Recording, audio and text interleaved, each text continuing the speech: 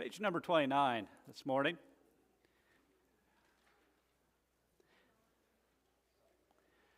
Page number 29. Talk a little bit about patience. Our text is from James chapter 5 and verse 11. Behold, we consider those blessed who remain steadfast. You've heard of the patience of Job. This version uses steadfastness. And you have seen the purpose of the Lord, how the Lord is compassionate and merciful. I've always thought about that verse as an interesting one, because you've read the book of Job, right? He at some point, he doesn't exhibit as much patience as we would probably think he should. And a lot of it has to do with his friends trying to convince him he's wrong. A lot of it has to do with, I think at some point he has this breaking moment where he just wants an answer. But it's interesting, James talks about the patience of Job. And so we're going to find out a little bit about that this morning when we talk about this part of the fruit of the Spirit of patience. The PowerPoint picture up here is the painting that is in the warm-up. The description of, find my clicker. The description that he gives of what this guy painted from, who was it? Frederick James Shields. He was an Englishman, spent most of his artistic life adorning churches. And then he was commissioned to paint some individuals depicting Christian virtue, faith, hope, love, and patience.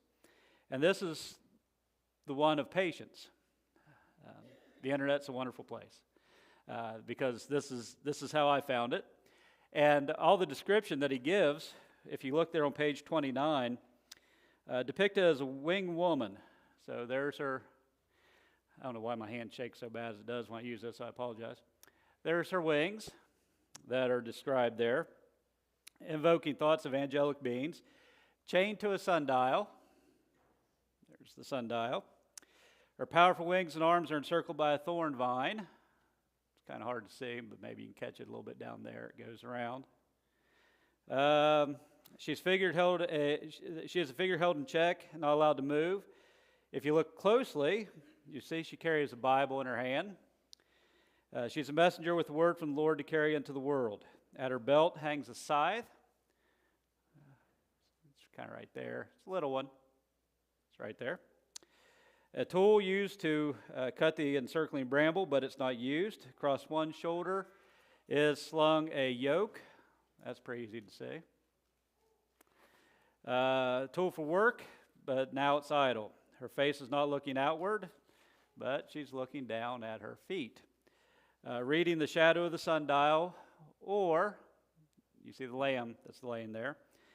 She's watching the young lamb that's laid out for sacrifice. So that's the picture. And the interpretation of this, as given to us in our book, is that she is not weak, she is not lost, she is not idle, she's waiting, she's patient, her time will act. At the right moment, with the movement of the lamb, she will fly free and carry out her work, but now she waits. And so that was his depiction of patience. To work, to carry out God's word, but time is, sundials, I don't know, if you watch a sundial, it looks like it goes by pretty slow. So I imagine looking at the sundial would feel like time has slowed down, unable to do the work that she has there, but that's a depiction of that. All right. So when we talk a little bit about patience,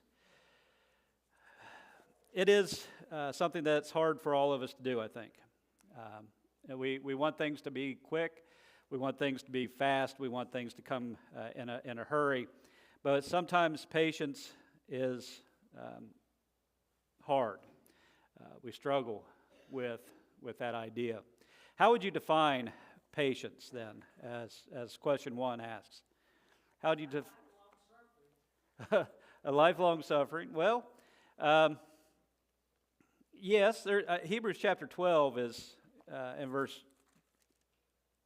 1, is one place that I went to. Therefore we also, since we're surrounded by so great a cloud of witnesses, let us lay aside every weight and the sin which so easily ensnares us, and let us run with endurance, some translations will say patience, the race that is set before us. I think maybe Old King James says patience. Let us run with patience the race that is set before us. Endurance. It's not necessarily the idea of getting what you want in a very quick fashion, in a very quick manner, but enduring through the trials, enduring through the afflictions, and having that patience. Would we say when the drive-through line at McDonald's is taking a little too long that we're enduring a trial? No, we're not. We're not. When we're on the interstate and traffic is backed up, are we enduring a trial? No. I think there's categories here that we tend to think of patience, that we need to have and put this idea of patience as far as the Bible is concerned into, but it doesn't really compare with the afflictions that we're dealing with. And that's, I think, where Job comes in. I think that's his point of bringing all this together. One of the things that you consider about James, in James chapter 5, verse 11, when he tells the people, the readers of his book, to think about the patience of Job. What is going on with the church at that time in the first century? What are some things that have happened? They're being persecuted. Acts chapter 7, Stephen is killed, the first Christian martyr. This happens before James writes, think about the patience of Job. In Acts chapter 8, of course, with Paul and what he's doing, or Saul, creating havoc in the church, the persecution that's taking place there. Of course, in chapter 9, he's going into Damascus to find people who are Christians to bring them back and have them put to death. Chapter 12, James is beheaded. Same chapter, Peter's arrested. And so about this time, you have James telling his readers, consider the patience of Job. When you think about the context of the church in that first century, the suffering that they were experiencing, the pain, the sorrow, the persecution they were experiencing, I think that goes hand in hand with what patience means. Now, like I said, maybe we don't suffer the way that the early Christians did, but there are moments in our lives where we need to show and exhibit some patience, and Job is an example of that. You have any comments or any questions as we get started here on page number 30 of the workout?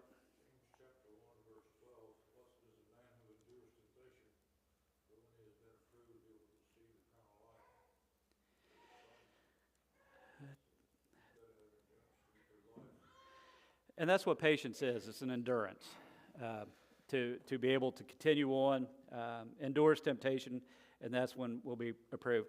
One of the neat things about some of these later letters, I've got a lecture to give next year on 1 John, a lectureship, and the last 3 verses of it. It's interesting how you start to read some of these later letters and how everything ties together. James is the same way. John does it too. He talks about things and then he kind of sums it all up. James has the same practical advice. Here's temptation. Here's how you get through it. Here's how you solve that. And you find that all the way through his letter. And some of those smaller letters are pretty good at studying a theme that goes through it. Ed? I look at patience as far as being a Christian situations. We often find ourselves in a place where we want to control all the factors that are going into it. And the thing about it is we don't know how God's playing off all these factors. And patience falls to let everything fall into place before we react. Have you ever tried to force God's hand? Get him to play his cards. I don't know if you've ever tried that. I have. Guess what? Doesn't work. Many years ago, over 20 now, the place where we were living in Ohio, we'd been there about 5, 6 years, and I'd had enough of it, and I was ready to move. And so I told Christina this, but one Sunday morning I got up and I announced I resign. 2 2 months, I'm leaving. Hadn't even started to look for another place, but I thought, you know what? God will take care of me. And I tried to force his hand. I wasn't being patient. 2 months came and went. Nobody was interested. And so we stayed for maybe another year.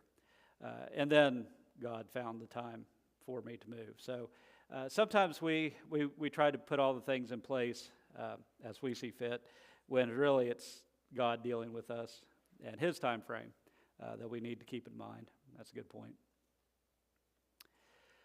Well, what do we know about Job?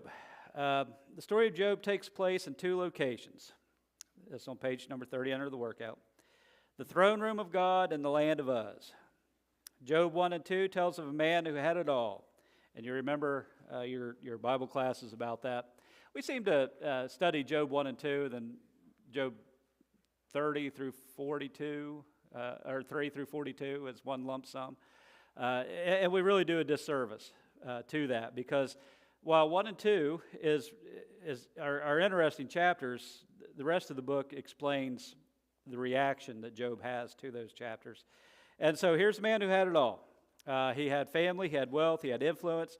He was blessed with all that humanity finds desirable.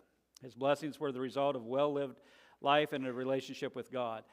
And I admit, as we read about Job, the reason it's fascinating to me, perhaps, but I don't know everything that's going on in the heavenly realm, and I don't think any of us do. But there's an occasion where the sons of God have come to present themselves before God, and Satan seems to be there as well. I can't tell you that they are in heaven, because I don't believe Satan would be allowed back into heaven. But there's some occasion or some time or some place or some event that takes place where God and Satan have this conversation. And it's there that God brings up Job. It's interesting, Satan doesn't bring Job up, but God brings him up. And how he describes him, that there is none like him, that he is an upright and just man. And you read that in the first few verses. He was a man that did fear God. He prayed for his children. Imagine he had, with all the children he had, they have birthdays and they go celebrate, and who knows what they do. And so he's offering sacrifices for them on their behalf. He's a good, blameless, upright, the book says, blameless and upright man who I'm sure nobody could find an accusation against him. And so here's the test, whether or not Satan will convince Job to turn against God and if everything's taken away from him. Why does God allow Satan to do this? What's that? Yeah, to see the kind of person Job is, for him to be demonstrate his faith. Because we know Satan has no authority except for what God allows him to have. So why would God allow Satan to have any authority? I don't think much has changed through the years today. Why does Satan tempt us? Roger read that. Blessed are those who endure temptation. Temptation comes from Satan. And so there's a blessing that comes from the endurance or the patience that we have through those temptations. But you get down into page 31 there in that second paragraph. We struggle with the story of Job, specifically how God allowed Job to be tested so severely. Why not just lose a couple of camels? Why not just, part of your field burned down? Maybe one, as bad as it is, not all your children, but one. Why lose everything? Satan believes that Job will turn on God if everything's taken away from him. And God has a different view of Job, what Job will do. Chapter 1, verse 22, and chapter 2 and verse 10 of Job give us an explanation or an answer to everything that happens to Job at the end of everything that he loses physically, materially, I should say, in Job 1 and verse 22. In all this, Job did not sin nor charge God with wrong.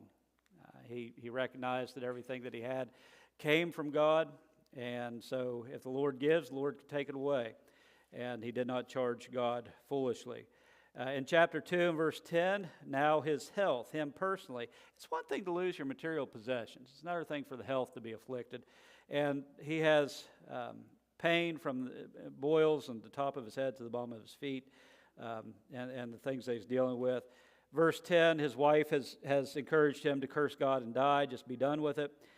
He said, you speak as one of the foolish women speaks. Shall we indeed accept good from God? Shall we not accept adversity? And all this Job did not sin with his lips.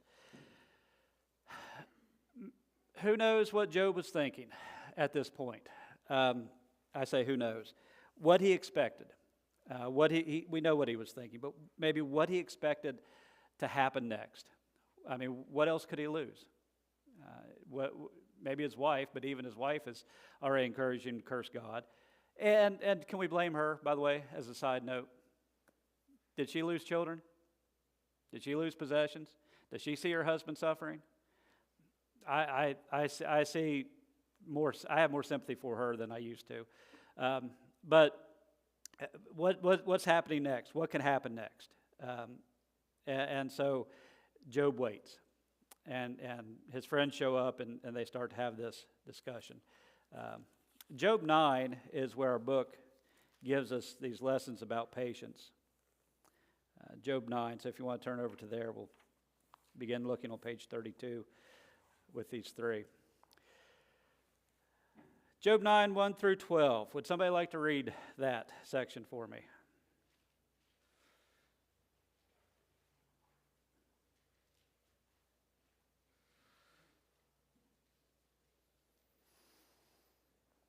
I'll give you a high five after class if you do it. Job 9, 1 through 12.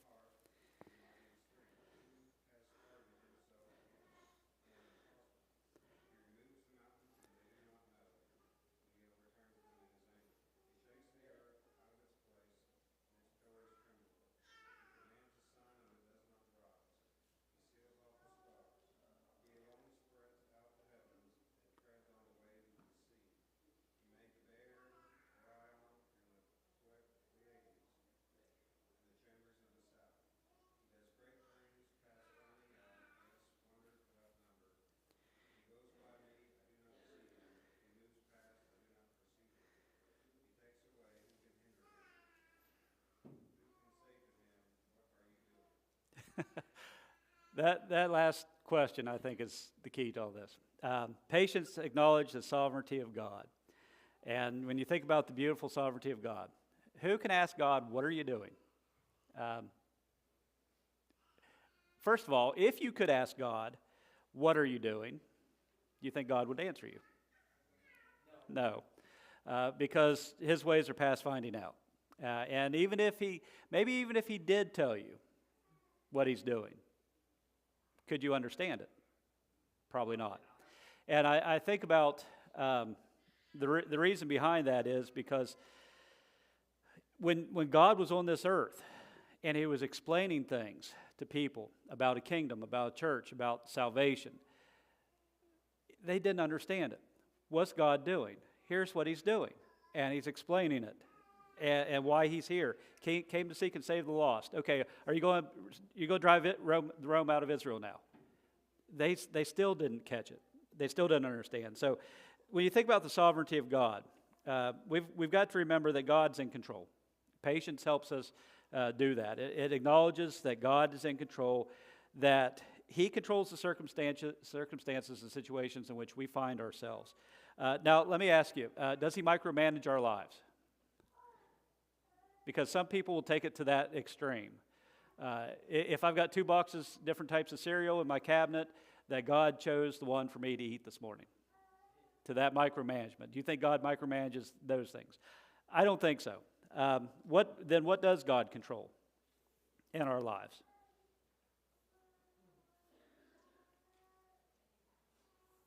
What would be some of the things that you would list that God controls in our lives? What's that? Well, keeping us alive, that's a big one. That helps. Upholds all things by the word of his power. I mean, the world is still standing, and we're still part of it. He lays down the path that we're supposed to follow. It's our free will is to choose the right path. There's nothing that God has told us if you do. If God has a plan and he's revealed it to us in his word, and he says, you follow this plan, he said, there's nothing, I can't think of anything, he says, if you follow what I tell you to do, bad things will happen. Generally, when do bad things happen? When you don't follow the plan. And that's what he told Israel in the law several times.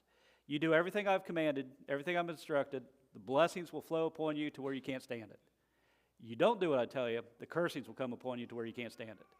And I think there are things God's told us as far as living a Christian life, salvation, all these things where he's laid it out there and he's in control, he's in charge of these things. I know the book mentions this. He's not simply in charge of the quiet moments in life where we think about him, but the important things. Busy moments of work, overwhelming moments of parenting, the joyful moments of family and friends, all these belong to God. And so when Job is distressed, he rehearses what he knows about God's sovereignty, that God's in control of these things. You notice in verse 9 there, verse 8 and 9, he alone spreads out the heaven, he treads on the waves of the sea, he made the bear, Orion, the Pleiades, and the chambers of the south. He made the stars, he made the world. He made everything in it. And if he's able to control all these things, then he does a much better job at taking care of my life than I do. Any questions? Any thoughts? Go ahead, Dan.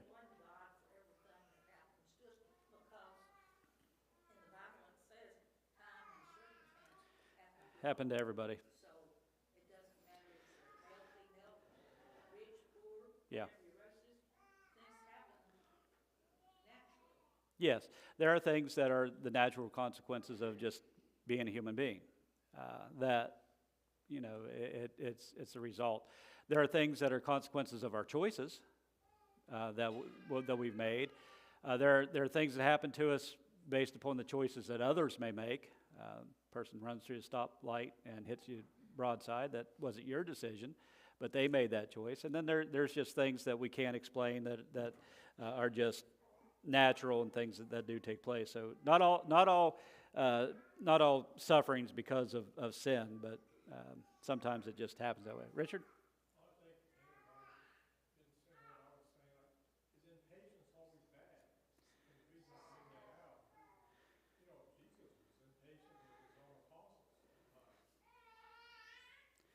I think he was more frustrated with them.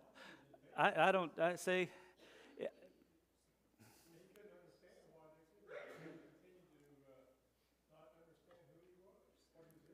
But he kept trying. He kept trying to teach him.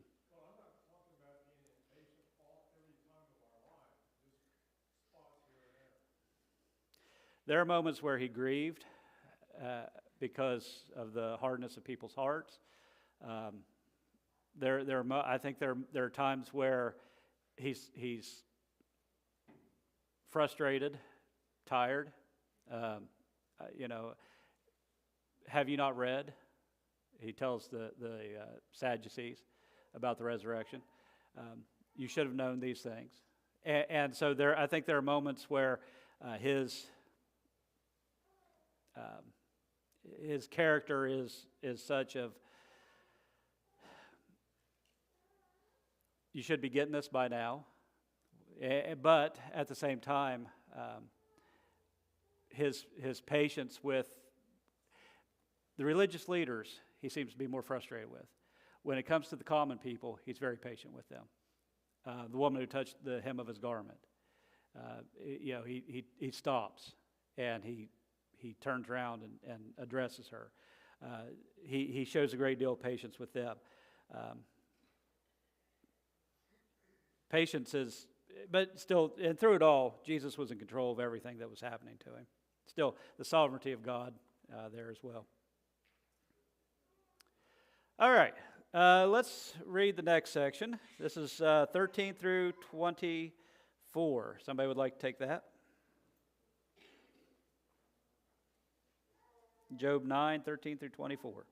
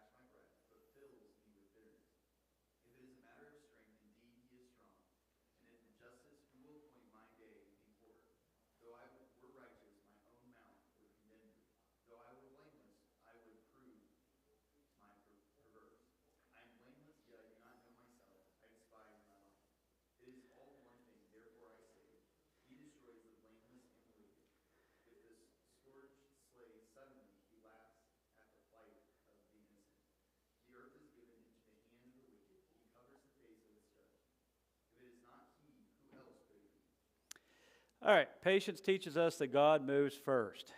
This section is a picture of a man who must wait for God to move. Job wants answers. Can we blame him? I don't think so. We want answers. I don't think we can blame him. But how do you condemn the Almighty without falling into sin? How do you accuse God and not get crushed? And that's what Job's bringing up here. Patience requires that we wait for God to move. We often want to find our own answers, rush to our own solutions, hurry to our own actions. God calls us to pray, to meditate, to seek godly counsel, and to wait for Him. Walking with God requires that we do not run ahead of God.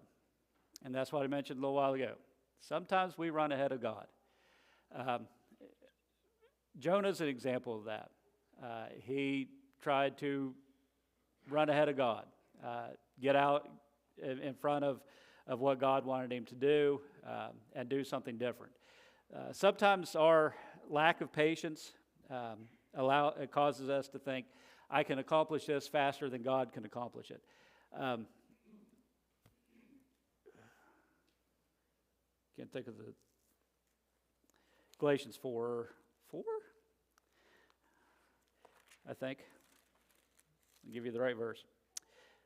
But when the fullness of time had come, God sent forth His Son, born of a woman, born under the law, to redeem those who were under the law, that we might receive the adoption as sons. The fullness of time. All right, so when did God first promise to send His Son?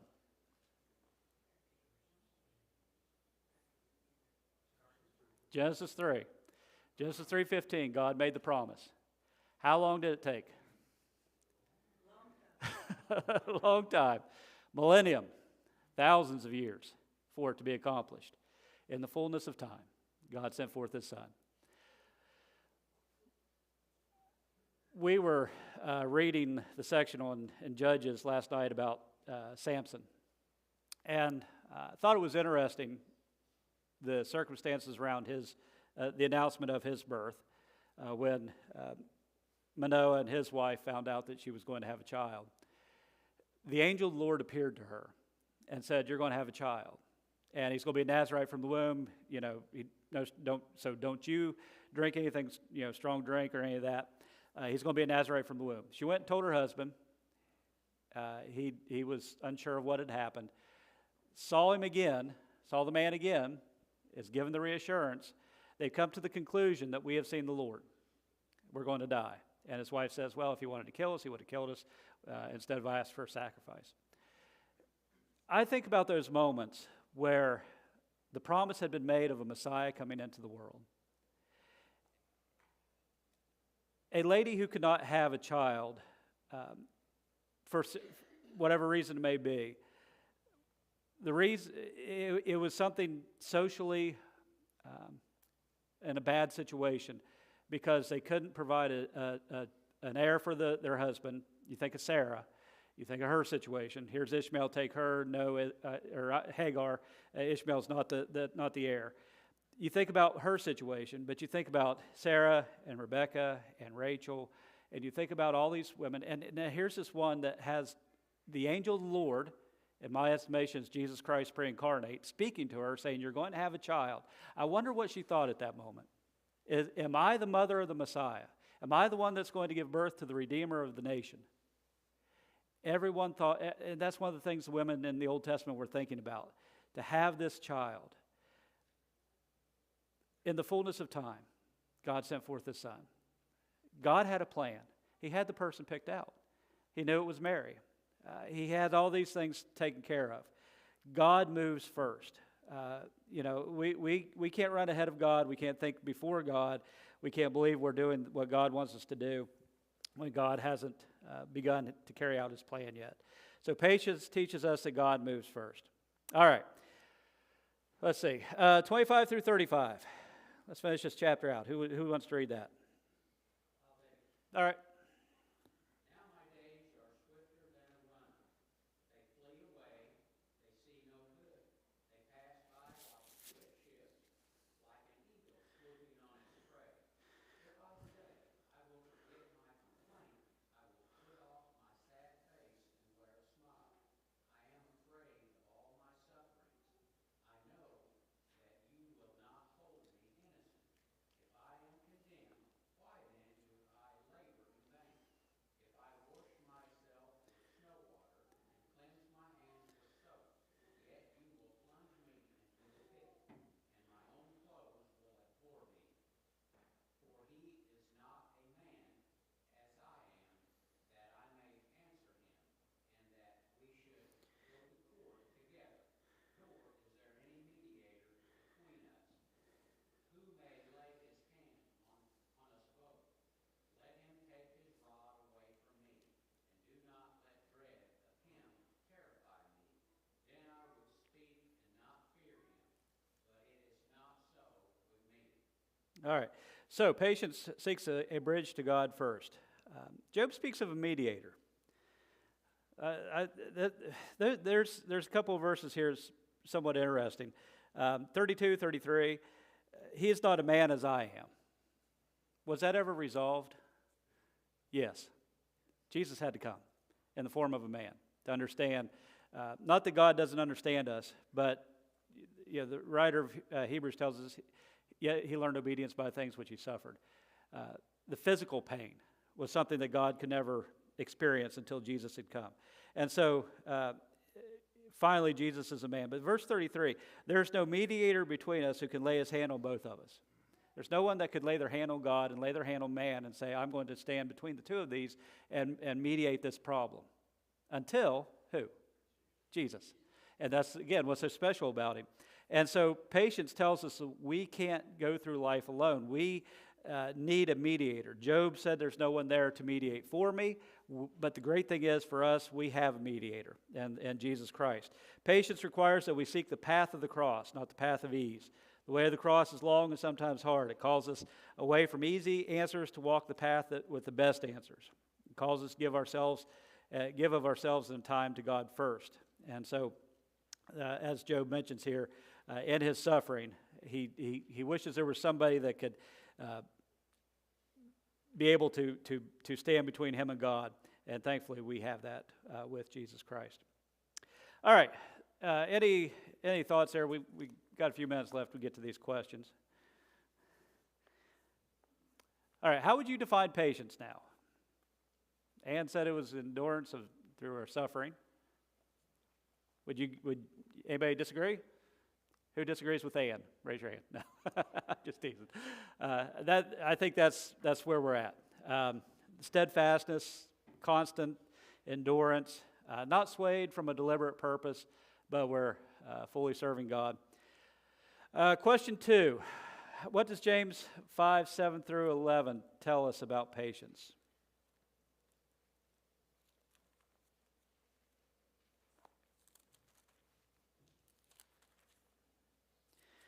Therefore be patient, brethren, until the coming of the Lord. See how the farmer waits for the precious fruit of the earth, waiting patiently for it until it receives the early and latter rain. You also be patient. Establish your hearts, for the coming of the Lord is at hand. Do not grumble against one another, brethren, lest you be condemned. Behold, the judge is standing at the door. My brethren, take the prophets who spoke in the name of the Lord as an example of suffering and patience. Indeed, we count them blessed who endure. You've heard the patience of Job and seen the end intended by the Lord, that the Lord is very compassionate and merciful. He uses patience a lot. Verse 9, do not grumble. Why?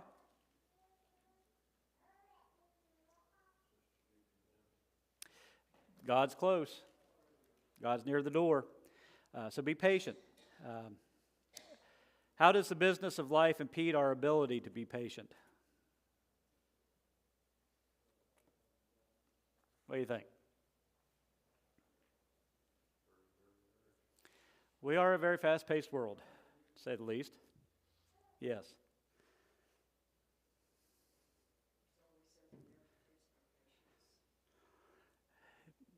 There's always something that we're dealing with that's going to test the patience.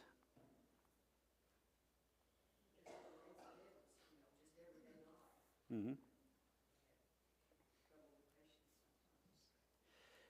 Yes. Because they're not, and I think a lot of it has to do with we've got our way of wanting things to be done, they've got their way of doing things, and sometimes those things aren't compatible, and so to be patient is difficult.